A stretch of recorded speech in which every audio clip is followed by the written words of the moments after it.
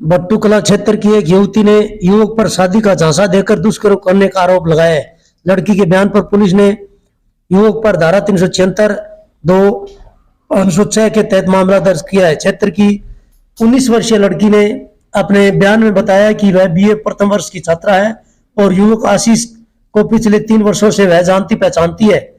उसने आरोप लगाया है कि आशीष उसे 27 अक्टूबर से 30 नवंबर तक फतेहाबाद के एक होटल में ले जाता रहा और शादी का झांसा देकर उससे दुष्कर्म करता रहा। बाद में शादी करने से इनकार कर दिया।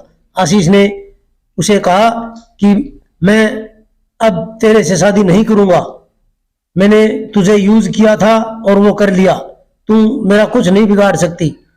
अगर तूने मेरी कहीं शिकायत की तो तुझे बदनाम कर दूंगा और जान से मार दूंगा। थाना प्रभारी सादीराम ने बताया कि लड़की की शिकायत पर पुलिस ने आरोपी के खिलाफ दुष्कर्म का मामला दर्ज कर लिया है। भाजपा के पूर्व जिला अध्यक्ष वेद फुला ने गांव ढाबी खुर्द में नव निर्वाचित सरपंच मोनिका पत्नी सुदेश शर्मा के आवास पर आयोजित कार्यक्रम में पत्रकारों से बातचीत करते हुए कहा कि जिले में जिला परिषद चेयरमैन व ब्लॉक समिति के चेयरमैन भाजपा के ही बनेंगे। इस कार्यक्रम में भाजपा के जिला बलदेव गरेवा, पूर्व सांसद Sushil Indora, Satbir Mewara, Sandeep Nehra, marketing society chairman Rakesh Bambu, Kamal Bisla, Surender Dhand सहित अनेक लोगों ने भी शिरकत की। और पत्रकार वार्ता में वेद फुला ने क्या कहा, सुने उनके जुबान से।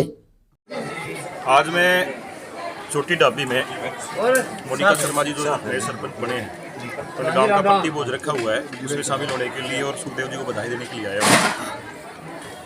कल बैठक जो गुड़गांव में चल रही है भारतीय जनता पार्टी की, आज भी चल रही है, 2 दिवसीय बैठक थी वो मिशन 2024 को लेकर के भारतीय जनता पार्टी एक बार फिर से कार्यकर्ताओं में निचले स्तर तक जो पन्ना समितियाँ नीचे बनाने को लेकर के भारतीय जनता पार्टी तैयारी कर रही है, उसकी बैठक फिर गुड़गांव में हुई।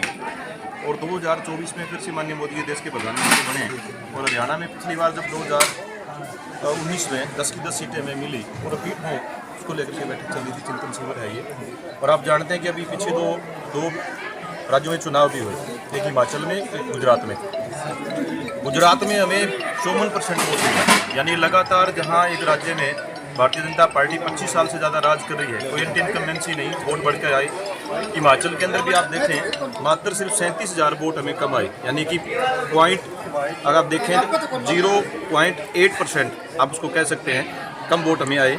तो ये मानते हैं कि आज भी देश के अंदर माननीय मोदी जी की लोकप्रियता है, उनकी सरकार को लोग पसंद करते हैं, भारतीय जनता पार्टी की नीतियों से लोग प्रसन्न हैं और उसको लेकर के लोगों के बीच में जाना, सरकार की योजनाएं लोगों के बीच में लेके जाना, उसको लेकर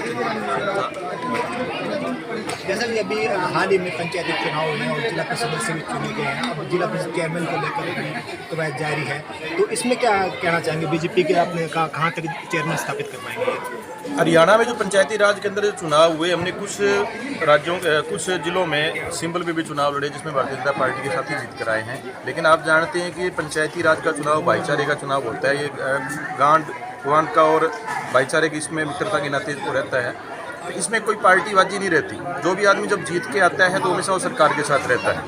लेकिन अभी अब देखें तो ये चुनाव होंगे जिसमें चेयरमैन का, चाहे ब्लॉक समिति का हो, चाहे जिला परिषद का, मोस्टली जो जितने मैं मानता हूं कि पिछली बार भी हम 2017-18 के अंदर पूरे हरियाणा के अंदर भारतीय जनता पार्टी जिला परिषद के चेयरमैन बने थे। लेकिन अब भी जो चेयरमैन जितने बनेंगे वो बीजेपी के ही बनेंगे, निश्चित रूप से सब लोग हमें मिल के गए हैं। फतेहाबाद की अगर मैं बात करूँ तो यहाँ 18 पार्षद जीते हैं, मोस्टली 18 के 18 पार्षदों ने ये कहा है कि हम सरकार के साथ चलेंगे।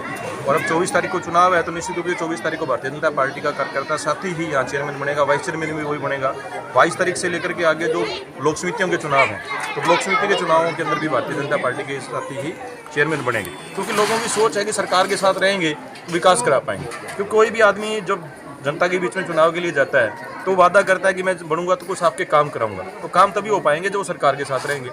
तो बीजेपी तो इस मामले में चलती है कि जितना जो प्रतिनिधि चुन के आए हैं, ज़्यादा उनके माध्यम से काम हो, उनके द्वारा किए वादे पूरे हों, तो इसको लेकर बहुत बहुत धन्यवाद।